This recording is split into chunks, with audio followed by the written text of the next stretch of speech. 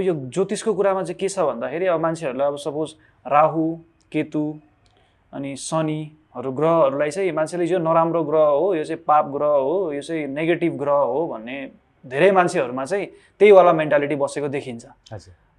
र यो साँच्चीमा के यो पाप ग्रह यो चाहिँ नराम्रै ग्रह हो त कि के हो त यसको खासमा चाहिँ? ग्रहहरू नवग्रह नै 9वटै ग्रहहरूको एउटा नकारात्मक र एउटा सकारात्मक असरहरू हुन्छ। त्यसमा के हुन्छ भने कुण्डलीमा त्यो ग्रहको स्थिति कस्तो छ, जस्तै अरू कुनै शुभ ग्रह भनिएको ग्रह पनि नीच अवस्थामा छ अथवा नराम्रो कन्डिसनमा छ भने त्यसले पनि खराब असर दिन्छ।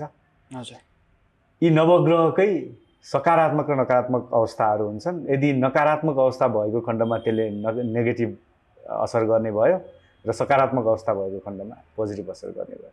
त्यसकारण यो राहु केतु शनि भनेर डराउनु पर्दैन। र यदि कसैको खराब छ भने सूर्य चन्द्रमा अरू ग्रहहरू पनि खराब हुन सक्छन्। त्यसकारण नवग्रह नै राम्रो हुन सक्छ, नवग्रह नै नराम्रो हुन सक्छ।